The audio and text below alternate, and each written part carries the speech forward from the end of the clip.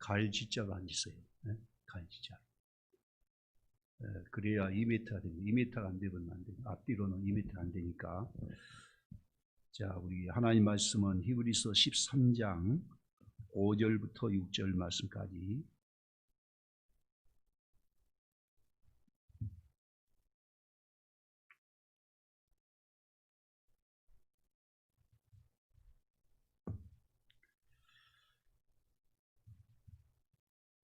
히브리서 13장 5절과 6절 두 절 우리 함께 믿음으로 하나님의 말씀을 받겠습니다. 하나님께 우리가 믿음으로 말씀 받습니다. 돈을 사랑하지 말고 있는 바를 족한 줄로 알라. 그가 친히 말씀하시기를 내가 결코 너희를 버리지 아니하고 너희를 떠나지 아니하리라 하셨느니라. 그러므로 우리가 담대히 말하되 주는 나를 돕는 이시니 내가 무서워하지 아니하겠노라. 사람이 내게 어찌하리요 하노라. 아멘. 하나님 아버지의 은혜와 사랑을 감사합니다. 주의 음성을 우리가 듣기를 원합니다. 우리에게 또한 성령님 깨닫게 하시고 오늘도 이 말씀이 우리의 큰 은혜와 복이 되게 하여 주옵소서. 그리고 말씀을 듣는 것을 끝나지 않게 하시고 우리가 회개하고 하나님 앞에 돌아오게 하여 주옵소서. 이제 하나님 말씀에 순종하는 믿음의 사람이 되어서 복 있는 사람이 되게 하여 주옵소서. 이 연약하고 부족한 종을 성령님의 귀한 도구로 사용하여 주시옵소서. 예수님의 이름으로 간절히 기도하옵나이다. 아멘. 우리는 자본주의에 살고 있기 때문에 이 자본주의에서는 반드시 돈이 필요합니다. 돈이 있어야 우리가 경제활동을 할 수가 있는 것이죠. 돈이 있어야 필요한 물건을 우리가 살 수 있고 또 자녀들 등록금을 우리가 댈 수 있고 또 생활비를 우리가 쓸 수가 있는 겁니다. 그래서 돈은 사실은 성경 말씀 보게 되면 하나님의 축복이고 은혜지요. 그런데 돈은 이렇게 우리가 꼭 필요한 것이지만은 때로는 이 돈이 양날의 칼과 같을 때가 있어요.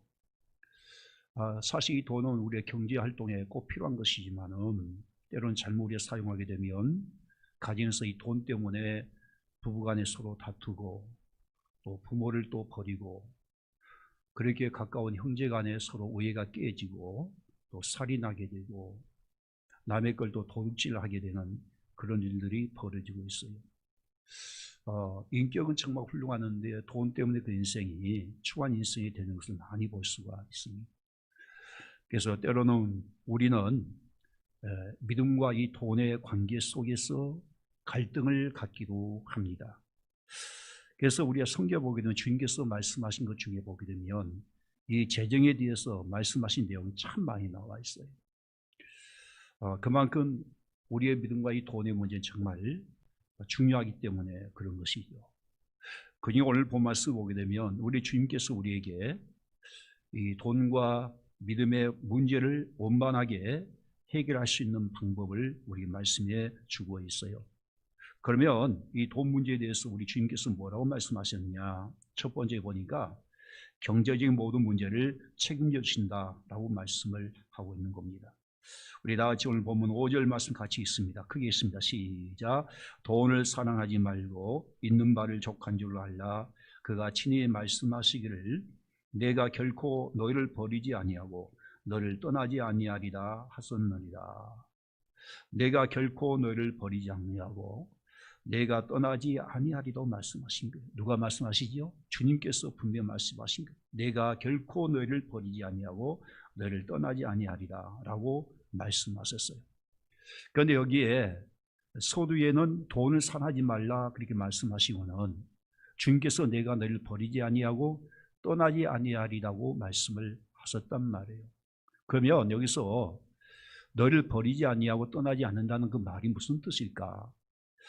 이 말씀 앞에 있는 돈과 관련되어 있는 말씀이기 때문에 이런 내용이죠. 너가 물질 때문에 고통을 당하고 너가 힘들고 어려울 때에 내가 너를 책임져 주겠다. 그런 뜻을 갖고 있는 것이죠. 그렇습니다.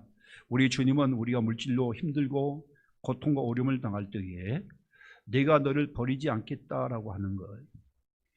그 물질의 고통과 어려움 가운데 있을 때 결코 예수님께서는 결국 우리를 외면하지 않고 떠나지 않겠다라고 하는, 내가 반드시 너를 책임져 주겠다라고 하는 그런 말씀이 담겨져 있는 겁니다. 왜 그렇습니까? 우리가 하나님의 자녀들이기 때문에 그런 거예요. 여러분, 객지에서 공부하는 자녀가 있는데 자녀들이 객지에서 힘들고 경제적으로 어려움이 있을 때에 여러분 어떻습니까? 부모가 그냥 그걸 내버려두고 모른 척 할 수 있을까요? 그렇지 않습니다. 당장 그 어려움을 당하는 그 자녀에게 쌀을 보내고 먹을 것을 쌓아 보내고 용돈을 보내줄 것입니다. 사실 우리 하나님 아버지도 마찬가지예요. 우리가 다 하나님의 자녀들이고 또 하나님의 구원받은 백성들이기 때문에 하나님께서 반드시 책임져 주신 거예요. 결코 하나님께서 우리를 버리지 않으십니다. 그래서 빌립보서 4장 19절 말씀에 뭐라고 말씀하셨는가는, 나의 하나님이 그리스도 예수 안에서 영광 가운데 그 풍성한 대로 너희 모든 쓸 것을 채우시리라 라고 말씀하고 있는 거예요. 하나님은 풍성하신 분이시기 때문에 우리 모든 쓸 것을 풍성하게 채우신다고 분명히 약속을 하고 있는 거예요. 하나님은 풍성하신 분이십니다. 왜 그렇지요? 하나님이 이 세상 모든 만물을 창조하신 창조주이세요. 그래 세상 모든 주인, 주권자는 오직 하나님 한 분밖에 없어요. 그래서 그분은 결코 부족함이 없으시다고 하는 거예요. 그런 하나님이 무슨 인색함이 있겠습니까? 그래서 우리의 모든 쓸 것을 채워주신다고 말씀하고 있는 거예요. 여기서 모든 쓸 것은 뭐예요? 물질적인 모든 것을 말하는 거예요. 그러니까 하나님께서 물질적인 모든 것을 책임져 주시고 채워주신다고 하는 겁니다. 그런데 우리는 간혹 이 물질이 너무나 힘들고 어렵다 보면 사실 이 말씀이 믿어지지 않을 때가 있는 거예요. 그래서 물질이 힘들고 어렵게 되면 우리는 또 염려, 걱정할 때가 있단 말이에요. 지금 코로나 때문에 계속되는 경기 불황으로 인해서 사업이 어렵습니다. 또 자영업자들은 정말 장사가 안 되고 문을 닫으신 분도 있어요. 또 자녀 교육비, 생활비 등을 충당하느라고 가계의 빚은 늘어만 가고 있습니다. 그러다 보니까 경제적 어려움 속에서 고통당하는 우리 성도들이 참 많이 있어요. 그래서 계속되는 경제적 어려움을 겪다 보게 되면은, 아니 하나님께서 왜 나에게 이렇게 복을 주지 않지? 하나님의 은혜가 중단된 것이 아닌가 하면서 하나님에 대한 의심이 들 때가 있는 거예요. 우리가 시편 77편을 보게 되면 아삽도 그런 상황을 만난 적이 있어요. 아삽에게 사방으로 길이 막혀 있었던 거예요. 전혀 해결의 기미가 보이지 않았어요. 하나님 앞에 기도해도 응답이 없었단 말이에요. 그러자 아삽이 뭐라고 했는 거는 시편 77편 6절과 9절 말씀 보니까 이렇게 부르짖고 있습니다. 우리 함께 볼까요? 밤에 부른 노래를 내가 기억하여 내 심령으로 내가 내 마음으로 간구하기를 뭐예요? 주께서 영원히 버리실까? 다시는 은혜를 베푸지 아니하실까? 그의 인자하심은 영원히 끝나는가? 그의 약속하심도 영구히 피하였는가? 하나님이 그가 베푸실 은혜를 잊으셨는가? 노하심으로 그가 베푸실 궁물을 그치셨는가 하였나이다. 사실 우리가 경제적 어려움을 겪다 보면은 아삭과 같은 그런 마음이 들 때가 있어요. 혹시 하나님께서 나를 버리신 것은 아닙니까? 혹시 나를 떠나신 것이 아닙니까?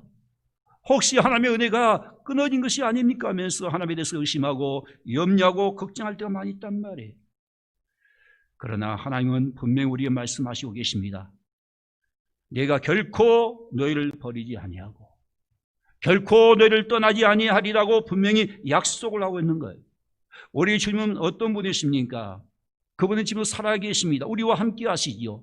우리 부활의 주님은 살아계셔서 우리의 생명의 주가 되시고 지금도 우리 곁에 우리와 함께 하심을 분명히 믿을 수 있길 바랍니다. 세상 끝날까지 함께 하신다고 말씀하신 거예요. 그래서 이사야 49장 14절 15절 말씀 우리 다 같이 봅니다. 시작. 시온에 이르기를 여호와께서 나를 버리시며 주께서 나를 잊으셨다 하였거니와 여인이 어찌 그 젖먹는 자식을 잊겠으며 자기 태에서 난 아들을 국물이 여기지 않겠느냐? 그들은 혹시 잊을지라도 나는 너를 잊지 아니할 것이다. 누구의 말씀이죠? 하나님께서 하신 말씀이란 말이에요. 혹시 정먹는 아기를 그 엄마가 잊어버릴 수 있어요. 그러나 우리의 하나님 아버지께서는 자녀인 우리를 결코 잊지 아니하신다고 말씀하고 있는 것. 우리를 결코 잊지 아니하시고 우리를 결코 버리지 아니하시고 결코 떠나지 아니하신다는 것. 그리고 우리의 모든 것을 책임져 주신다고 분명히 말씀하고 있는 거예요. 우리 성경에 보면 수많은 기적들이 많이 기록되어 있어요. 사실 하나님의 기적은 무한대합니다. 엄청난 기적들이 많이 있는데 그 중에 가장 놀라운 기적 중에 하나가 바로 뭔가는 이스라엘 백성들이 광야 40년 길에서 하나님이 돌보시고 인도하심으로 그들은 한 번도 굶지 않았고 살아남았다라고 하는 거예요. 여러분 생각해 보시오. 40년 광야길이 짧습니까? 40년 그 사막길에서 말입니다. 그들은 한 번도 굶지 않았고 살아남았다고 하는 거, 이 얼마나 놀라운 역사입니까? 그것도 말이죠, 장정만 60만 명이었던 거예요. 그러니까 여자 어린아이 포함하면 200만 명이 넘었을 거예요. 어떻게 그 200만 명이 넘는 그 많은 백성들이 그 광야 사망에서 굶지 않고 살아남았을까? 그 40년 기간 동안에. 그런데 여러분들 광야에서 그들이 뭐 농사 지었습니까? 그것은 광야 사막에서 상상도 할 수 없는 거예요. 그렇다고 그들이 애굽에서 나올 때 40년 동안 먹을 양식을 짊어지고 나왔습니까? 그것도 불가능한 사실이에요. 우리가 상식적으로 생각해 보면은 분명 광야에서 먹을 것도 없고 마실 물도 없다면은 당연히 그 200만 명이 넘는 그 이스라엘 백성들이 굶어 죽거나 아니면 목이 말라 죽어야 하지 않겠습니까? 그런데 놀라운 것은 역사적으로 보십시오. 분명 이스라엘 백성들은 그 40년 광야를 지났음에도 그대로 살아남았단 말이에요. 어떻게 그들이 광야 40년 길에 그들이 살아남았을까요? 그래서 하나님이 광야에서 매일같이 만나를 먹이시고 메추라기를 먹여주셨기 때문인 것이죠. 또 매일같이 반석을 쪄서 생수를 나게 하셔서 그들로 마시게 하였기 때문에 그런 거예요. 우리가 신명기를 보게 되면 신명기는 뭐냐? 광야 40년 길을 마치고 이제 가나안 땅을 앞두고 있는 곳에 모압 평지에 있는데 그 모압 평지에서 모세는 지난 광야 40년 길을 돌아보면서 제2세들에게 설교한 내용입니다. 그것이 바로 신명기인데 이 신명기에 보게 되면 모세가 하나님이 40년 광야께서 어떻게 이스라엘 백성들을 인도하셨고 책임져 주었는지 이렇게 고백하고 있는 거예요. 신명기 2장 7절 말씀 보니까 모세가 뭐라고 고백하고 있는 거는 내 하나님 여호와께서 이 40년 동안을 너와 함께 하셨으므로 너에게 부족함이 없었느니라 하시기로. 할렐루야. 이 40년 이 광야길에 누가 함께 하심으로? 하나님께서 함께 하심으로 너에게 부족함이 없었다라고 고백하고 있는 거예요. 또 이어서 신명기 8장 4절 말씀 보니까 우리 함께 봐요. 이 40년 동안에 너 의복이 헤어지지 아니하였고 너 발이 부르트지 아니하였나이다 했어요. 의복도 헤어지지 아니하였고 행군했던 그 발도 부르트지 않도록 누가 해 주셨다는 것이요? 하나님께서 해 주셨다라고 하는 거예요. 그래서 하나님께서는 그들이 광야 40년 길에서 필요한 모든 의식주 문제를 다 책임져 주셨다라고 하는 것을 알 수 있단 말이에요. 여러분, 이 광야는 오늘날 현대 우리에게 있어서 뭘 의미하느냐?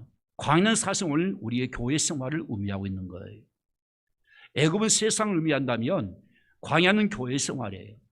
우리가 하나님 앞에 택한 바다 애국 같은 세상 우리가 구원받았다면, 죄에서 구원받았다면 이제 우린 교회 생활하지 않아요.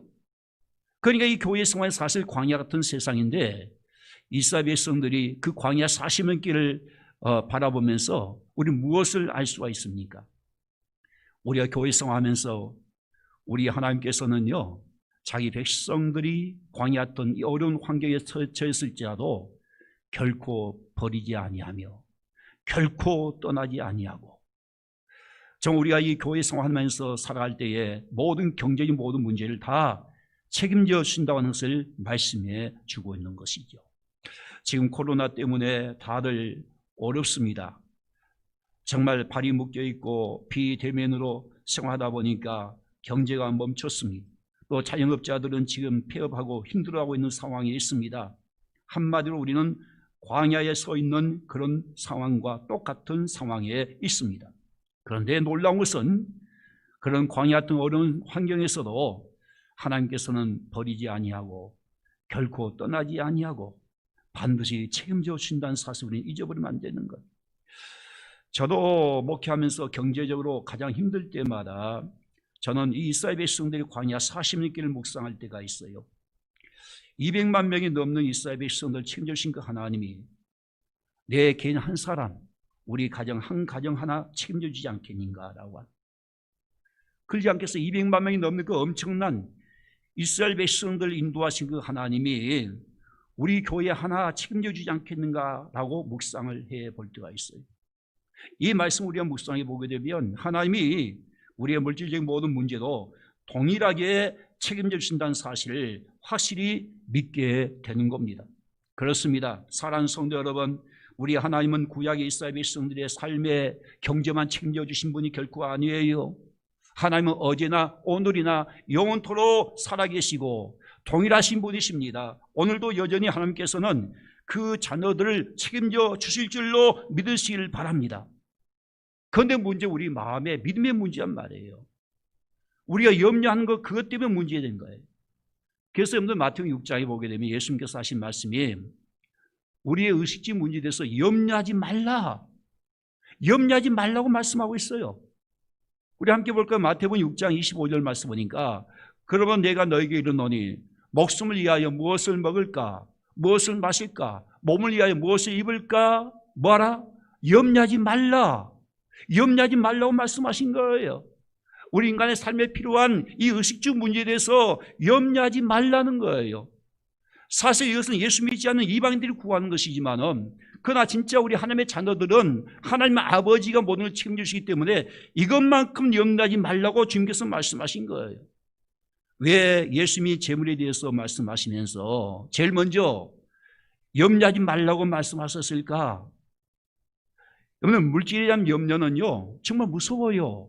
이것은 하나님에 대한 믿음이 없기 때문에 그런 겁니다. 그래서 예수님께서 너희는 무엇을 먹을까, 무엇을 마실까, 무엇을 입을까 염려하지 말라고 말씀하신 거는 이 말씀 앞서 24절 마태복음 6장 24절 말씀에 예수님 뭐라고 말씀하시는 거는 왜 염려해서는 안 되느냐라고 하는 그 이유를 분명히 말씀하고 있단 말이에요. 여기 보니까 한 사람이 두 주인을 섬기지 못할 것이니 혹 이를 미워하고 저를 사랑하거나 혹 이를 중히 여기고 저를 경히 여깁니다. 너희가 하나님과 재물을 겸하여 섬기지 못하느니라 했단 말이에요.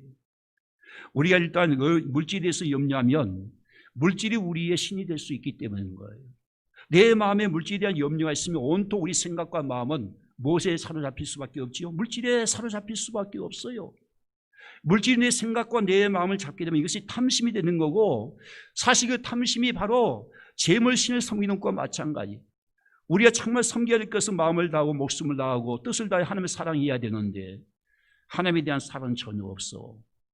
마음의 온통 생각이 물질에 사로잡혀 있다면 그것은 곧 돈을 섬기는 것이라는 것을 말씀해 주고 있기 때문에, 그래서 예수님께서 뭐라고요? 이것은 염려해서는 안 된다고 이렇게 말씀을 하고 있는 거예요. 여러분, 돈에 대해서 절대 우습게 생각하면 안 되는 겁니다. 이 돈에는요 만모신이에요. 만모신. 그 배우에 영적 힘이 있다는 걸 꼭 믿을 수 있기를 바라요. 마귀는 분명 우리를 역사할 때 돈을 가지고 우리 마음을 역사하고 돈을 가지고 우리 영혼을 사로잡는다는 것을 알아야 되는 거예요. 예수님의 12 제자 중에 가룟 유다가 왜 예수님을 배반하고 예수님을 팔았습니까? 무엇 때문이죠? 돈이 그 마음을 잡아버린 거예요. 이것이 탐심이었다는 것이지. 그래서 한순간 믿음을 흔들어 버리고 결국 예수님을 배반하게 했던 거예요. 마지막 환난도 마찬가지예요. 저 그리스도 뭘 통해서 우리를 잡은지 아세요? 경제적인 문제 가지고 우리를 잡습니다. 그것이 666 짐승의 표란 말이에요. 그걸 받지 못하면 결코 우리는 물건 사고 팔 수 없는 상황이 마지막 때가 있다는 걸 알아야 되는 거예요. 여러분, 우리가 마귀가 우리 영혼과 우리 믿음을, 우리 마음을 사로잡게 되면 그 증거 무엇인 거는 그것은 돈에 대한 탐심이고 돈에 대한 염려인 겁니다. 돈에 대한 탐심과 염려를 하게 되면요 아까 말씀드린 같이 온통 내 생각과 마음에 돈을 묵상하게끔 되어 있어요. 우리 날마다 눈을 뜨면은 오직 주님을 바라보고 주님을 묵상하고 또한 말씀을 묵상하고 하나님 앞에 기도해야 되는데, 우리가 탐심이 우리 마음에 잡고 있으면 기도가 되겠습니까? 말씀을 보겠습니까? 죽었다 깨어나 여러분들 말씀 못 봐요. 기도를 할 수가 없어요. 주님을 묵상할 수가 없어요. 왜? 그 마음에 물질이 잡고 있는데 어떻게 하나님 앞에 기도가 되는 거예요? 하나님이 진짜 내가 믿는 신인지 아니면은 물질이 신이 둘 중에 하나를 선택해야 할 수밖에 없는 거예요. 저도 수없이 이걸 많이 경험을 하게 돼요. 때로 물질 때문에 제가 너무 힘들 때 있으면 잠을 못 잘 만큼 돈에 대한 생각밖에 없어요. 눈만 뜨면 돈이에요. 돈밖에 안 보여요. 너무 힘드니까. 저는 그때만 하나님 앞에 기도하면 하나님이 날 책망하신 거예요. 믿음이 없다는 걸 얼마나 책망하신지 몰라요. 한 번은 제가 어느 목회자 모임에 가가지고 헌금하는 시간이 되는데 그냥 뭐 보통 때와 같이 우연하게 그냥 아무 의미 없이 그냥 지갑을 꺼내서 돈을 집어넣었어요. 기도하는데 얼마나 주님이 책망하신, 내가 너희 곡을 아는 거린이냐라고 하는, 거린만 또 못한대나, 거린도 받지 못한 창피하는 그런 물질 내가 하나님 앞에 드린 거예요. 제가 얼마나 하나님 앞에 눈물로 회개하니, 야, 주님을 내가 그렇게 대우했다. 주님께서 나를 위해서 정말 목숨도 아끼지 않고 모든 걸 주었는데 내가 주님 앞에 이렇게 거린대하듯이 이렇게 물질을 내가 바쳤구나. 전 그때부터요, 하나님 앞에 예물 준비할 줄 주님 앞에 믿음으로 하듯이 나는 준비해. 믿음으로 하듯이 그 준비를 하는 거예요.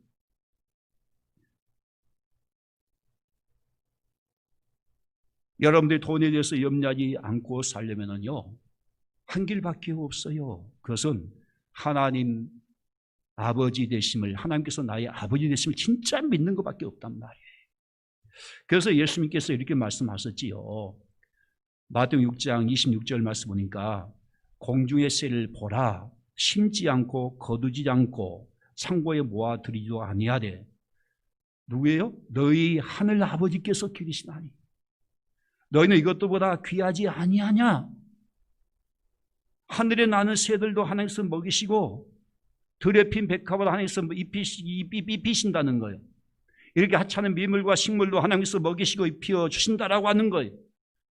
하나님께서 책임져 주신다는 거예요. 하물며 너희일까 보냐 믿음이 적은 자들아, 너희가 어떤 존재냐? 하나님의 형상과 하나님의 모양을 창조하신 하나님의 거룩한 하나님의 귀한 백성들이고 더욱이 예수의 피로 값주고 산 구원받은 하나님의 자녀들인데 왜 하나님께서 책임지지 않겠냐라고 우리에게 지금 말씀하고 있단 말이에요.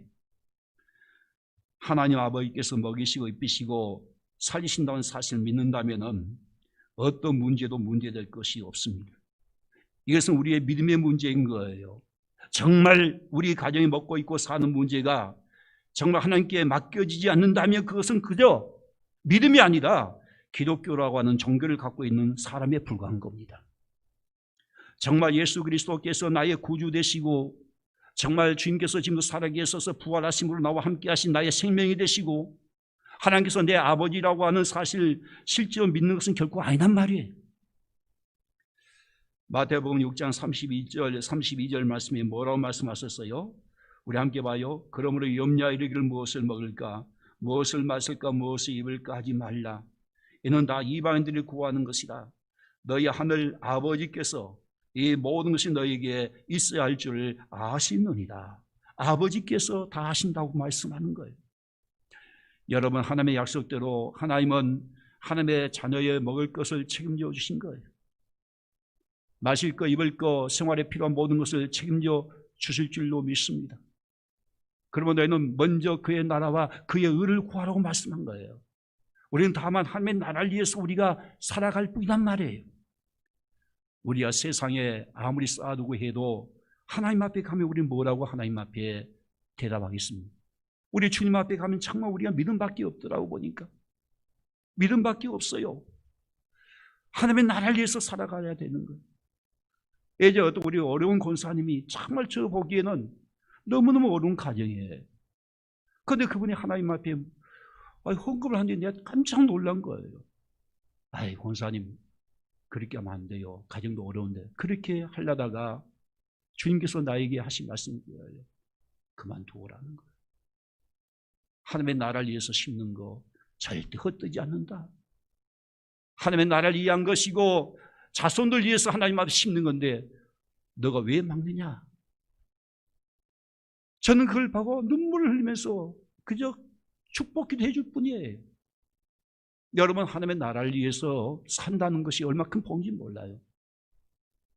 여러분, 그러면 오늘 본 말씀에서 우리 주님께서 우리의 물질의 모든 문제를 책임지신다고 하시면서 돈에 대해서 어떻게 하라고 말씀하느냐? 여기 본문 말씀 보니까 돈을 사랑치 말라고 이렇게 말씀하고 있단 말이에요. 우리 다시 한번 5절 말씀 봐요. 돈을 사랑치 말라. 있는 것으로 족한 줄 알라. 왜 돈을 사랑하지 말라고 했을까? 그것은 우리 자신을 위해서 이렇게 말씀하신 거예요.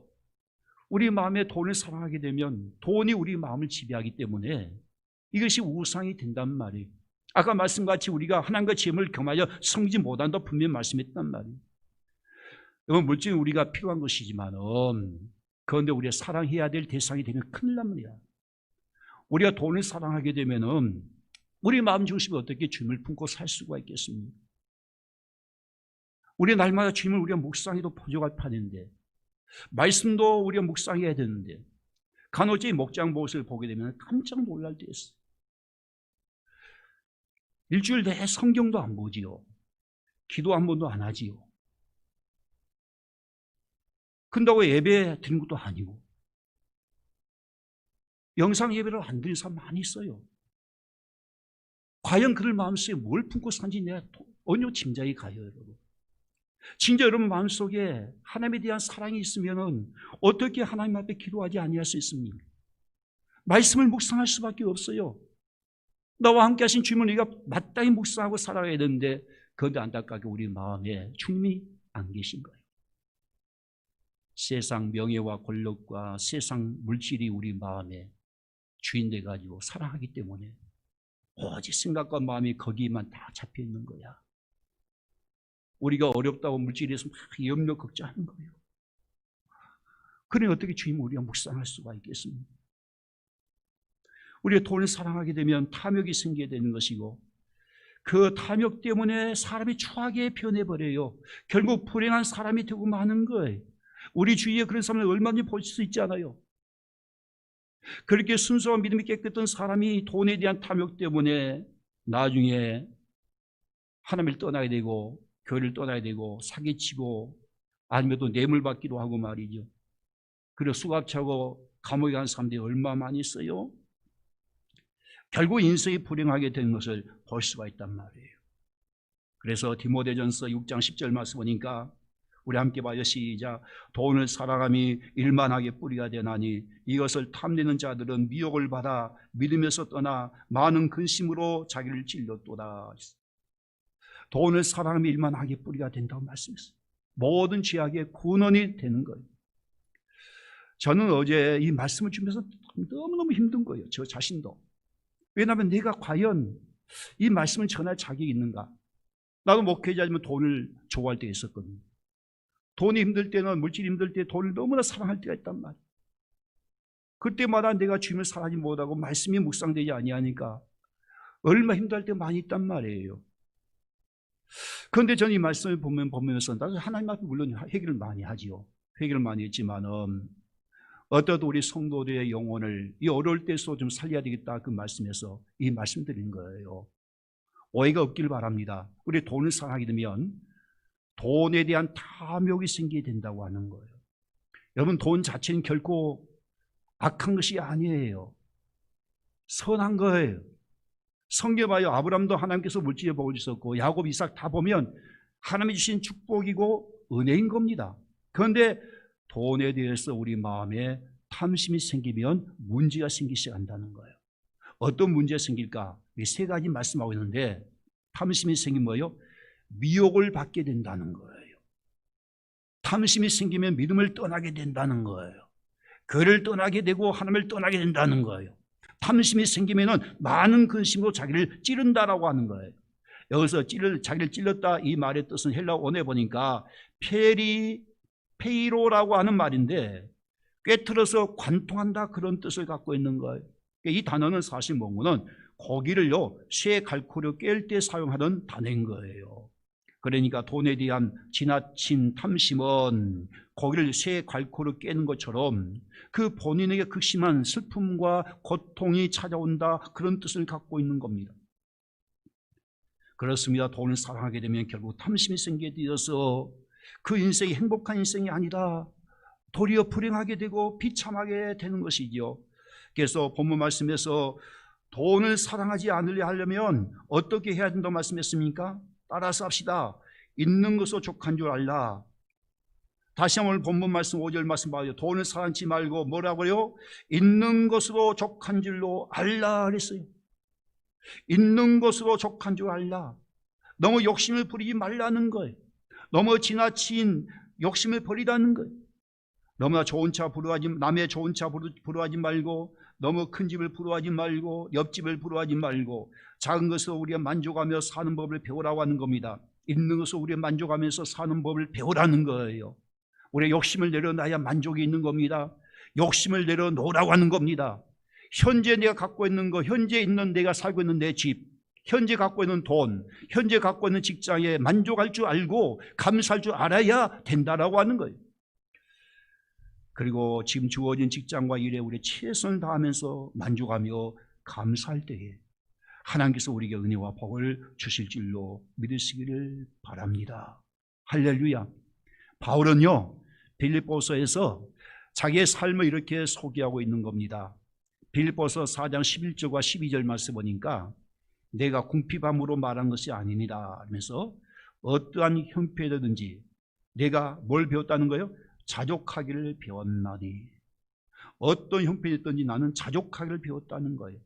내가 비천에 처할 줄로 알고 풍부에 처할 줄로 알아. 모든 일 곧 배부름과 배고픔과 풍부와 궁핍에도 처할 줄 아는 일치의 비결을 배웠나라. 할렐루야. 사도 바울은 어떤 형편이든지 자족하기를 배웠다라고 말씀하고 있는 거예요. 어떤 환경이 있든지 그는 만족을 배웠다라고 하는 거예요. 비천함과 배고픔과 궁핍한 상황에서도 그는 만족하면서 감사했다라고 하는 거예요. 사도 바울이 어떻게 이것이 가능했을까?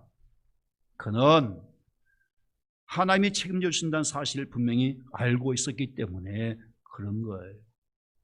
과거에 이스라엘 백성들이 광야 40년 길에서 그들이 목마를 때에 하나님께서 물을 주셨고 배고플 때에 만나를 주셨으며 더울 때는 하나님께서 그들에게 구름기둥으로 서늘하게 해주셨고 그리고 추운 밤에는 불기둥으로 따뜻하게 해주셔서 삶에 필요한 모든 것을 책임져 주신 것과 같이 사도 바울도 자기 자신의 모든 삶에 필요한 것들을 하나님이 책임져 주실 것을 믿고 있었던 겁니다.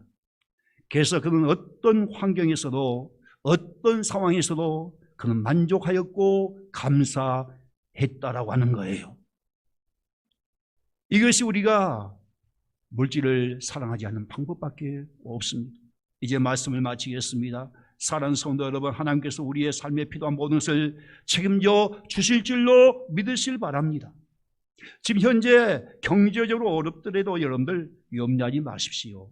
두려워하지 마십시오. 결코 하나님께서 우리를 버리지 아니하시고 떠나지 아니하신다고 분명히 말씀하고 계십니다. 우리 다시 한번 마태복음 6장 30절 32절 말씀을 읽을까요?